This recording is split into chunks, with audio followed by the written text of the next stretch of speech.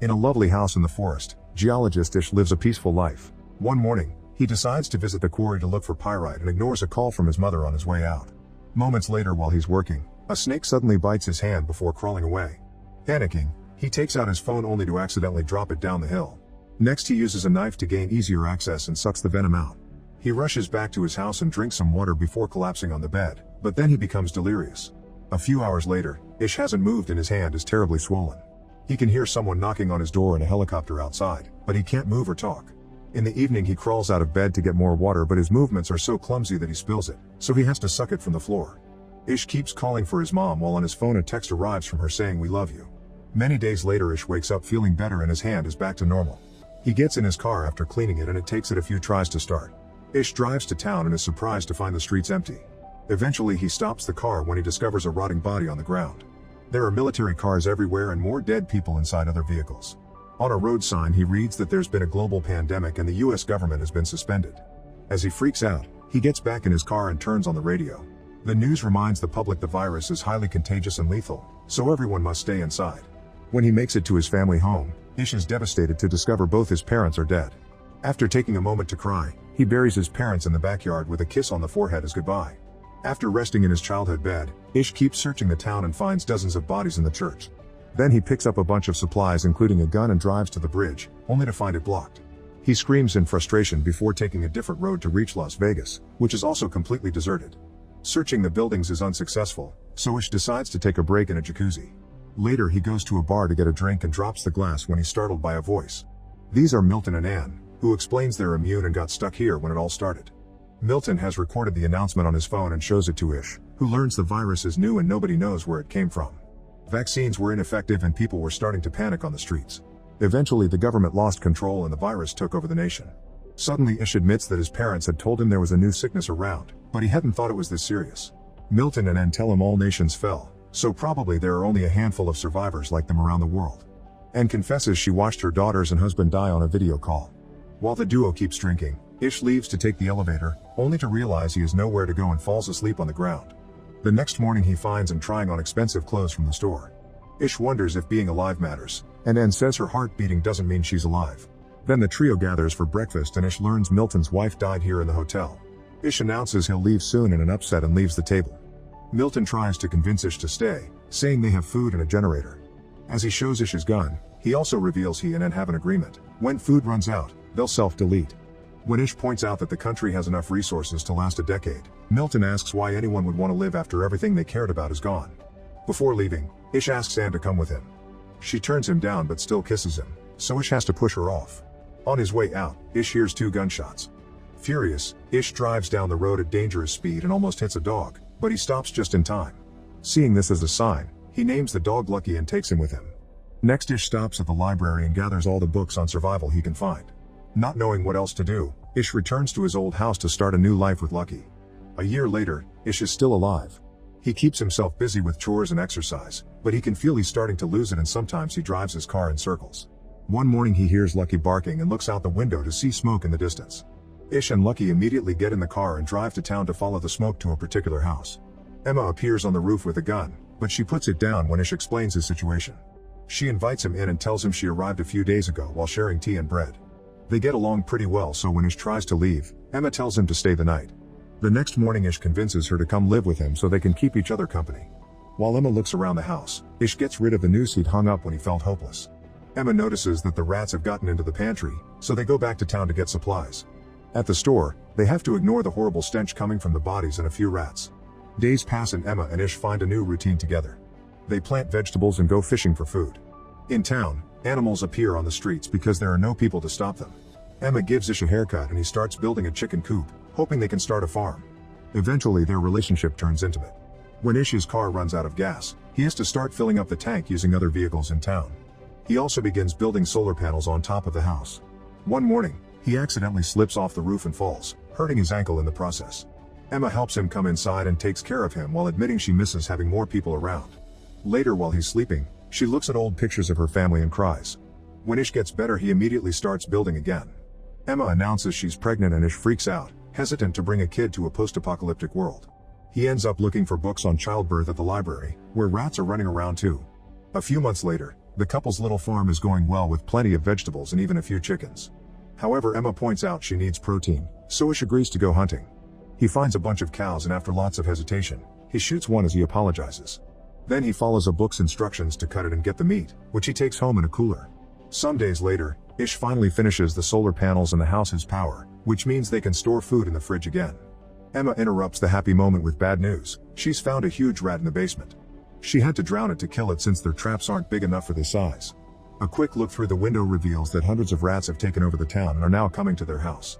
Ish realizes that the trash is attracting the rats, so he rushes outside to burn it all while Emma shoots at the rats that get too close.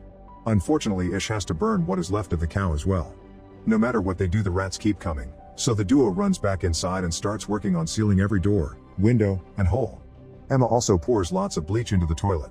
A sudden crying noise reveals they forgot Lucky outside and he's being bitten by the rats. Ish has no choice but to open the door and quickly grab the dog before running back. It's just a second, but a few rats still manage to get in, and Ish tries to open fire. The bullet misses because they're constantly moving, so instead Ish begins killing them all by furiously smashing them with his gun.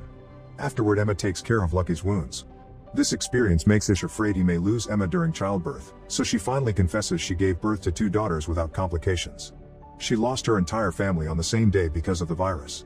A few months later, the rat infestation is finally under control thanks to the feral cats prowling in the streets. The couple can finally unseal the house and come out again. That day, Emma starts feeling contractions and gets ready to give birth. However, she discovers the baby's shoulder is coming out first. Ish wants to find the book that explains how to deal with this, but Emma yells at him and guides him on how to correct the position of the baby until the head is out first. This helps the birth go smoothly, and now they're the proud parents of a healthy baby girl. Feeling hope for the future again, Emma paints their address on a wall in town, inviting survivors to join them.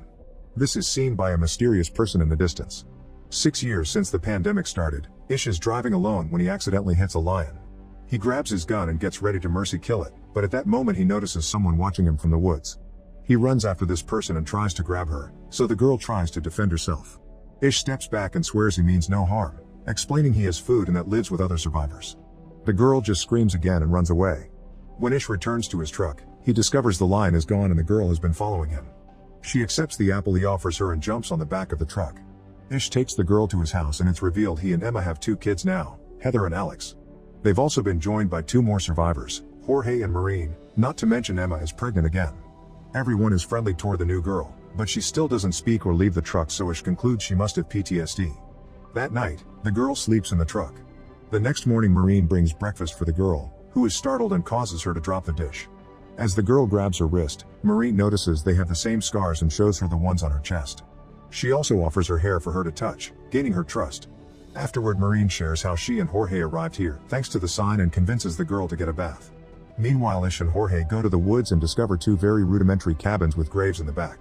Moments later, Maureen goes through the girl's belongings. There are many creepy drawings in a diary and a letter that indicates the girl's name is Evie. Maureen uses the name and the girl responds well to it. She even accepts clean clothes and a room to sleep in. In the evening, Maureen shares the letter with the others.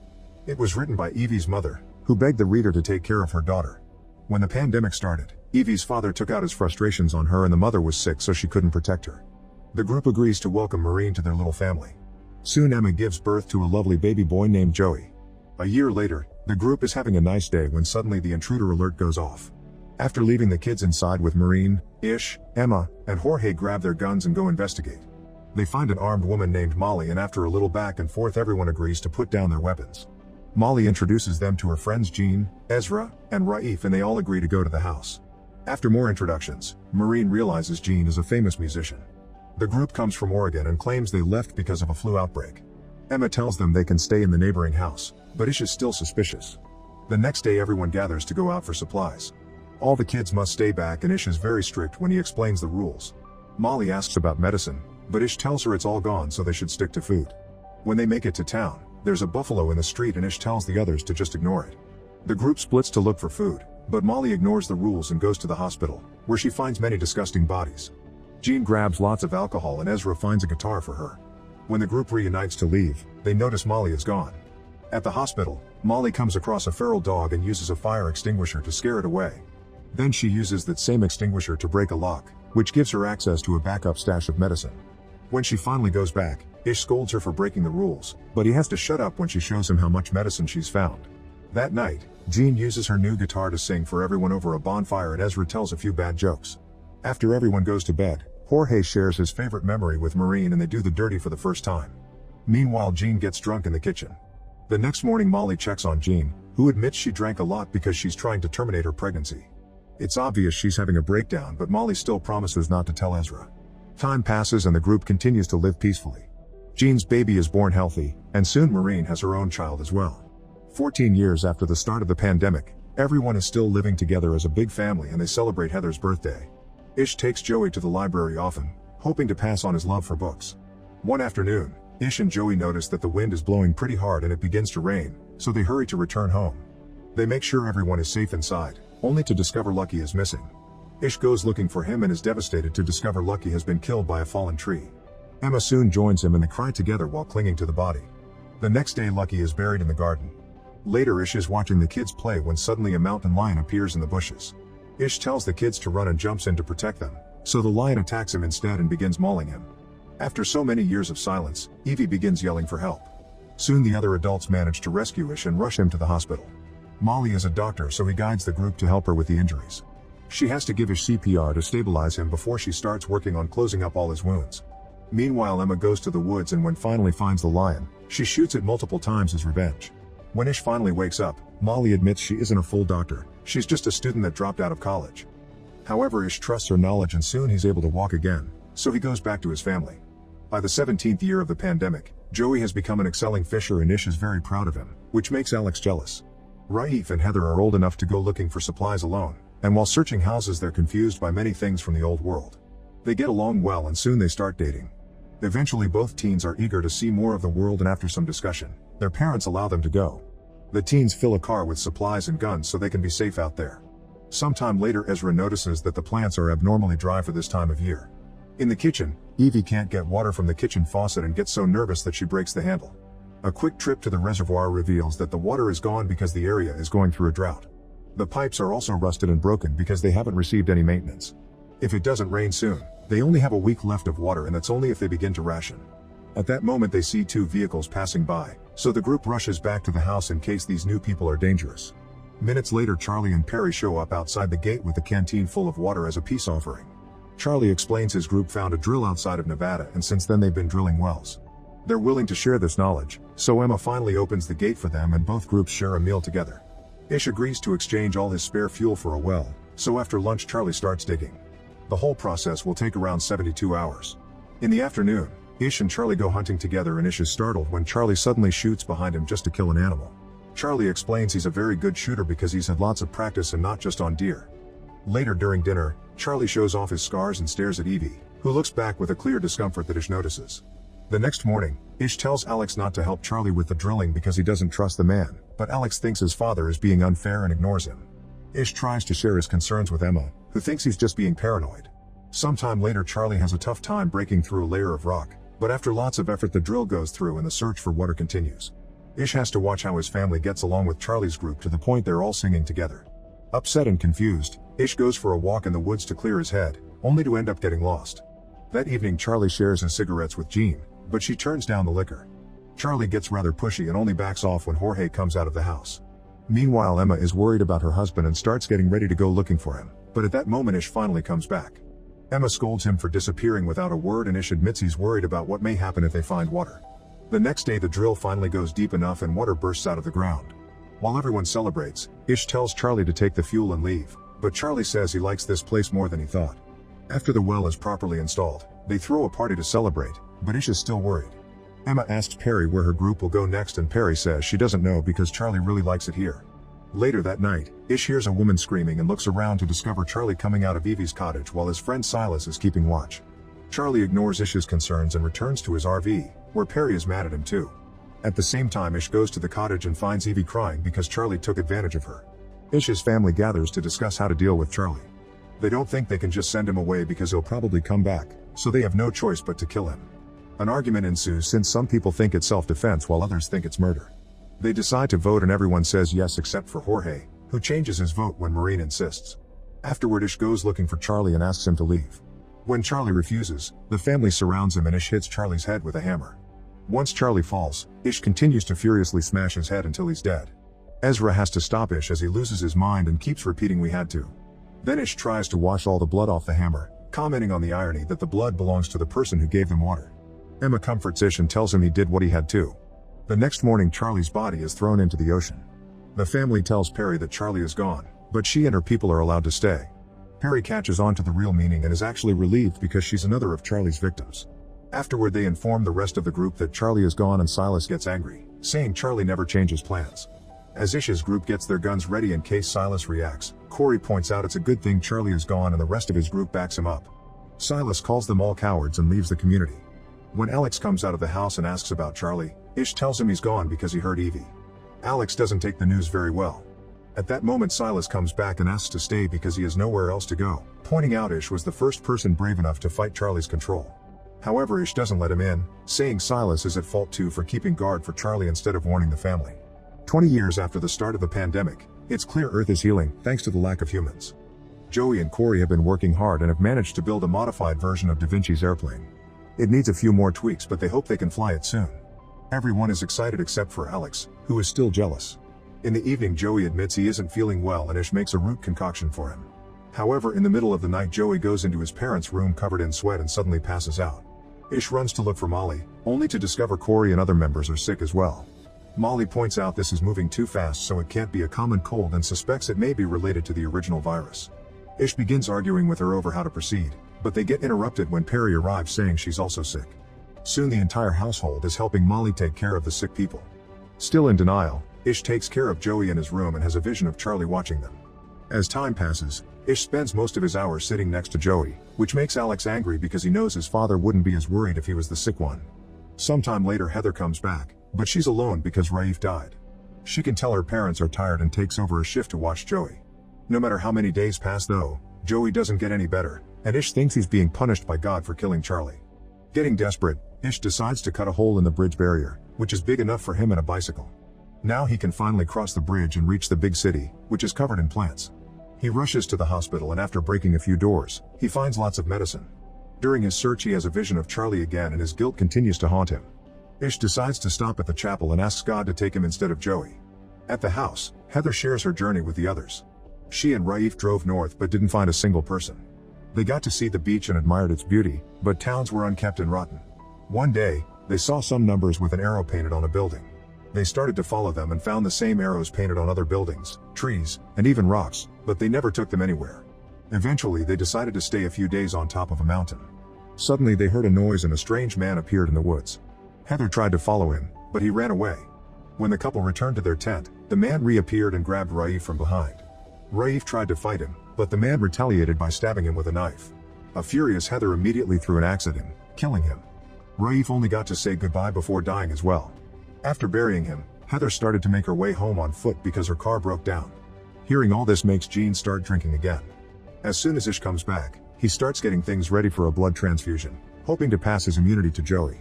Heather immediately calms him down and advises him against taking extreme measures too soon. Then she tells her to go to Molly because she's created a new medicine made from tree. Ish picks up Joey and takes him to Molly, who explains the medicine may take a few days to take effect. Since Joey is burning with fever, Ish gives him a freezing bath. A few days later, everyone is starting to feel better. Molly explains this is a strain of the original virus and she can only treat it because it's weaker.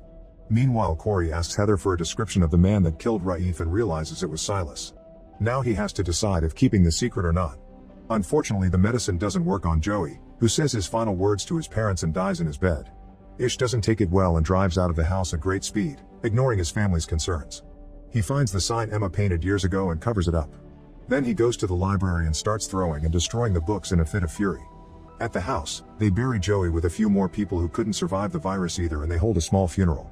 Later Emma finds Ish still at the library with a match in his hands. She reminds him it was all already gone before Joey, but he still has other children and friends to live for. This convinces him to return to the house, but he still doesn't know how to live again.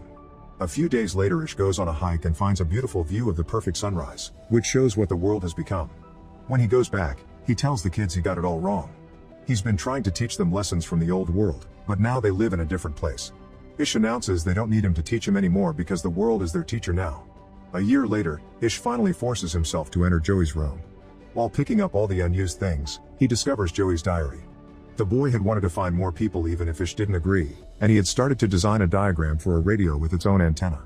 Wanting to celebrate his son's legacy, Ish tells the others they have a new project to work on together.